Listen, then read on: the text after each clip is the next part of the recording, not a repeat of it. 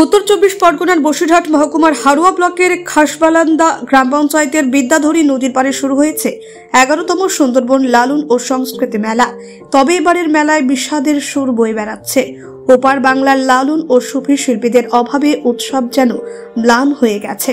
2024 সালের মেলায় দুই বাংলার ফকির ও বাউল শিল্পীদের মিলন মেলা দেখার সুযোগ পেয়েছিল দর্শকরা, কিন্তু এবার ভিসা জটিলতায় ওপার বাংলা থেকে শিল্পীরা আসতে না পারায় উদ্যোক্তাদের গলায় আক্ষেপ শোনা গেছে। মেলার প্রধান উদ্যোক্তা তরিকুল আলম বাপি এবং শফিক আহমেদ জানিয়েছেন, দুই বাংলার সংস্কৃতি ও বাউল গানের ঐক্যের প্রতীক এই মেলা, কিন্তু শিল্পীদের অভাবে এই ঐতিহ্য কিছুটা ছেদ পড়েছে।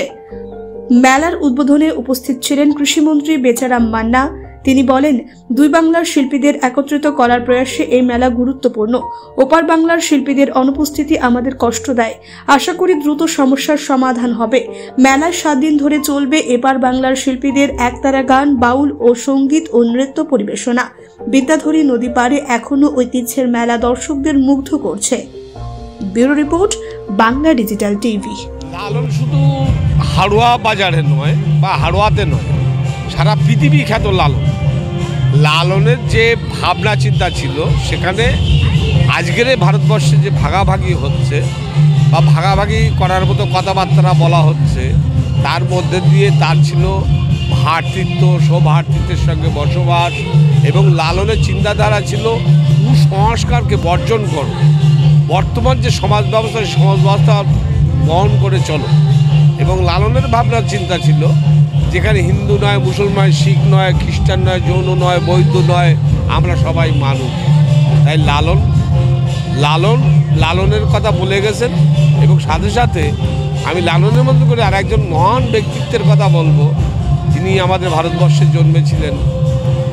সেই মহান ব্যক্তিটা হচ্ছে আমাদের স্বামী বিবেকানন্দ। উনি যেমন বলে গেছিলেন যে গীতা পাঠের চাইতেও অনেক ভালো ফুটবল খেলা, কারণ মানুষের সঙ্গে মানুষের মিলন। এই যে লালন মেলা, মানুষের মধ্যে মানুষের একটা মিলন, মানুষের একটা সম্প্রীতি, মানুষের সঙ্গে এখানে যে মানুষের বিনোদনের দরকার, সেই বিনোদনটা লালন মেলার কমিটি, বিশেষ করে সম্পাদক, যুগ্ম সম্পাদক যারা দুজন রয়েছে, তারা প্রচণ্ড পরিশ্রম করে। এই লালন মেলা 5 দিন ধরে চলবে। এর সর্বরকম ভাবনা তাদের মাথার উপরে। তাদেরকে আমি আমার তরফ থেকে ধন্যবাদ জানাই। এবং সাথে সাথে টোটাল সহযোগী যে সমস্ত আপনাদের মাধ্যম দিয়ে জানায়, যে সমস্ত আমাদের এই লালন মেলায় যারা এই সহযোগী হিসাবে আমাদের সঙ্গে কাজ করছে। এবং সাথে সাথে আজকের আপনারা দেখেছেন একটা বর্ণাঢ্য শোভাযাত্রা, যে হাজার হাজার মানুষ পথ পরিক্রমা করলো। এই পরিক্রমা করার সাথে সাথে তারা এক মধ্যে আমি দেখেছি যে একটা আনন্দ, একটা উচ্ছ্বাস ছিল। এই সম্প্রীতির, বা আমরা যেটা বলি বারবার, যে হাড়োয়া হচ্ছে সম্প্রীতির পীঠস্থান পশ্চিমবাংলার মধ্যে। এখানে আমরা সম্প্রীতি সবসময় বজায় রেখেছি। এখানে গোরাচাঁদ সাহেব আছে, পীর গোরাচাঁদ সাহেব, সেখানে কোনো ধর্মের নয় পীর গোরাচাঁদ সাহেব, কোনো জাতির নয় পীর গোরাচাঁদ সাহেব। তিনি হিন্দু মুসলমান মিলিতভাবে আমরা তাঁকে দেখে আসছি দীর্ঘদিন ধরে। এখানেই আমাদের জন্ম হয়েছে। তাই লালন সংস্কৃতি আর সুন্দরবনটাকে এটা আনা হলো, কারণ আমরাও একদিনে ছিলাম সুন্দরবন অধীনস্থ। এই সুন্দরবন অধীনস্থ এবং এখনো পর্যন্ত ডেভেলপমেন্টের ক্ষেত্রে আমাদের সুন্দরবনের কথা বলা হয়, এবং সুন্দরবনের মধ্য দিয়ে আমাদের উন্নয়নটা হয়। আজকের পশ্চিমবাংলার মধ্যে 11 সালে মুখ্যমন্ত্রী মমতা ব্যানার্জি যেটা আমাদের মন্ত্রী সাহেব বলছিলেন, এটা একদম অতি বাস্তব কথা। মন্ত্রী সাহেব যেটা বলছেন অতি বাস্তব কথা, যেটা দীর্ঘদিন ধরে ভারতবর্ষের মধ্যে পশ্চিমবঙ্গ একটা অঙ্গরাজ্য, যেখানে সংস্কৃতি বলতে কিছু ছিল না। অপসংস্কৃতির মধ্যে দিয়ে মানুষকে বিভিন্নভাবে প্রভাবিত করে এবং মানুষের উপরে বিভিন্ন টর্চার করে, অত্যাচার করে এই পশ্চিমবাংলায় মানুষকে সঙ্গে নিয়ে তার দীর্ঘ 34 বছর চলেছে। আজকের 12 বছরের সরকার যেভাবে পশ্চিমবাংলা উন্নয়ন করেছে, উন্নয়ন নিয়ে প্রতিটা মানুষের একেবারে হেসেলের মধ্যে ঢুকে গিয়েছে।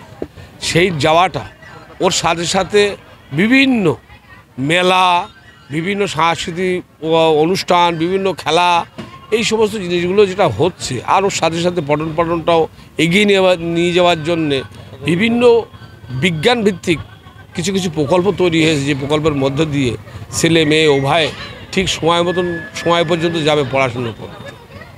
এটাই হচ্ছে লালন মেলা। লালন মেলার এই যে সুন্দরবন একেবারে প্রত্যন্ত এলাকা, এই প্রত্যন্ত এলাকায় আমরা যে এখানে এত সুন্দর করে তুলতে পারি, এখানে লালন মেলার যে 5 দিন যে অনুষ্ঠানটা হবে, আমার যে যুগ্ম সম্পাদক রয়েছে ফিরদৌস আহমেদ এবং তরিকুল আলম, এরা দুজনের মস্তিষ্ক প্রশিক্ষিত যে অনুষ্ঠানগুলো রেখেছে, সেই অনুষ্ঠানের মধ্যে কখনো লালন, কখনো সম্প্রীতি, কখনো সুন্দরবন, বিভিন্ন কখনো বর্তমান সমাজ ব্যবস্থার উপর যেভাবে চলছে তার মধ্যে দিয়ে এখানে যাতে মেলবন্ধন ঘটানো যায় তার কোনো অনুষ্ঠান, এরকম অনুষ্ঠানের মধ্যে দিয়ে এই লালন মেলা, সুন্দরবন লালন ও লোক সংস্কৃতি মেলাকে সুন্দর করে তোলার জন্যে টোটাল হাওড়ার মানুষ এর সঙ্গে আছে, এ আশা আমাদের আছে। বলতে গেলে হয়তো বিতর্ক তৈরি হয়ে যায়, কারণ ওপার বাংলা লালন এবং ওখানকার যে সংস্কৃতি আমরা যতটুকু জানি যে আমাদের পশ্চিমবাংলায় বা বাংলা কবি যারা আছে, সাহিত্যিক যারা আছে, তারা অধিকাংশ ওপার বাংলায় তাদের জন্ম হয়েছে। ওখানকার যে কৃষ্টি কালচার সংস্কৃতি ছিল, বর্তমান যে তদারকি সরকার এসছে, আমরা মনে করি লালন মেলার এই কমিটির তরফ থেকে, কমিটির মধ্যে দিয়ে আমরা মনে করি যে সেই সংস্কৃতি একদম পুরো ধ্বংস করে দিয়েছে। সবার বেঁচে থাকার অধিকার আছে, সবার থাকার অধিকার আছে, সেই থাকার অধিকারের মধ্যে কেন অধিকার কাড়ার ক্ষমতা নেই। আমরা ভারতবর্ষে যেমন একটা সরকার আছে, সে যেমন মানুষের অধিকার কাড়ার সুযোগ করছে, বারবার অপচেষ্টা করছে, যে মৌলিক ভারতীয় যে মৌলিক অধিকার, সাংবিধানিক যে অধিকার, সংবিধান যে অধিকার দিয়েছে, সেই অধিকারটা কাড়ার চেষ্টা করছে। আমরা এখানে অন্তত বাংলায় থেকে মমতা ব্যানার্জির নেতৃত্বে সেই মৌলিক অধিকারটা মানুষ পাচ্ছে, এটা আমরা লালন মেলার পক্ষ থেকে আমরা মনে করি। বর্তমান সমাজ ব্যবস্থায় যে ভাবনা থেকে আমাদের মহাপুরুষরা ভেবেছিলেন, মানুষ বলতে যে মনুষ্যত্বের অগ্রাধিকার দেওয়া, যেটা লালনও বলেছিল, সব লোকে কয় লালন কি জাত সংসারে, আমরা সেই বিশ্বাসী হয়ে সুন্দরবনের প্রত্যন্ত অঞ্চলের মানুষ যারা মানুষের মধ্যে সম্প্রীতির বন্ধনকে অটুট রাখার জন্য যারা সর্বক্ষণ চেষ্টা করে, এবং সেই লক্ষ্য নিয়েই আগামী দিন এই মেলা আরও বেশি করে ভারতবর্ষের মানুষের কাছে একটা দৃষ্টান্ত স্বরূপ হয়ে উঠুক, এই কামনার জন্য, এই লক্ষ্য নিয়েই আমাদের কর্মকাণ্ড। ফিরদৌস আহমেদ, এই মেলা কমিটির যুগ্ম সম্পাদকের একজন আমি। বরঞ্চ এবারের আমাদের যে র্যালি হয়েছে, এই র্যালিতে প্রথম থিম রেখেছি জাতীয়তাবোধ। সুদীর্ঘ একটা জাতীয় পতাকার মাধ্যমে আমরা দেশের প্রতি জাতীয়তাবোধকে জাগ্রত করেছি। আর দেশ টিকে থাকলে সম্প্রীতি টিকে থাকবে, দেশ যদি শেষ হয়ে যায় সম্প্রীতি কোথায় যাবে? সেই জন্য আমরা আমাদের সাধ্যের মধ্যে দিয়ে লালন লোকসংস্কৃতির এই সম্প্রীতির মেলবন্ধনকে আরও বেশি মিলদাক করে তোলার চেষ্টা করেছি। আগামী দিনে আরও হবে। উদ্যোগ তো অবশ্যই নেওয়া আছে। আমরা ফোক কালচারগুলো যেভাবে একটু মডিফাই হচ্ছে, একটু ভালো লাগছে, মানুষ যাতে এই লালন সংস্কৃতিকে, এই লোকসংস্কৃতিকে আকৃষ্ট করে, সেই জন্য সেইগুলো আমরা মডার্নাইজ ফোককে আজকেই আমাদের অর্পিতা দাস আছে সারেগামা, প্রতিদিনই আমাদের নামি দামি সব ফোক আর্টিস্টরা থাকছে। আমার নাম তরিকুল আলম বাপি, আমি একজন সাধারণ কর্মী। যেহেতু বাংলাদেশের পরিস্থিতি একটু আলাদা ধরনের রয়েছে, তাই স্বাভাবিক কারণেই তারা আসতে পারছে না, কিন্তু না আসতে পারাটা আমাদের দুঃখ, কিন্তু আমরা আশায় থাকবো যাতে পরের বছর তারা আসতে পারে। বিশেষ করে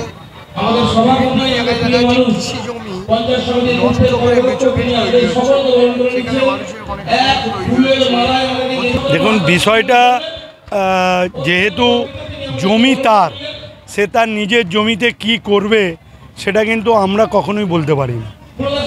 সরকারি নিয়ম মেনে যদি সে কিছু করে সেখানে কিছু বলার নেই, তবে আমাদের কাছে কেউ যদি অভিযোগ জানায় নিশ্চিত আমরা ব্যবস্থা নেব।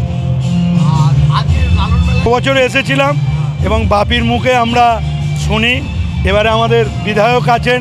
লালন মেলা মানেই ঘরোয়া শুধু নয়, উত্তর 24 পরগনার একটা ঐতিহ্যশালী মেলা।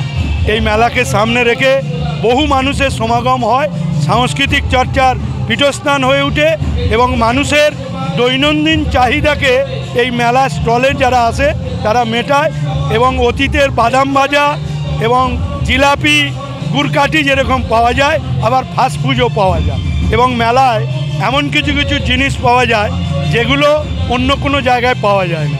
সেজন্যই হচ্ছে মেলা।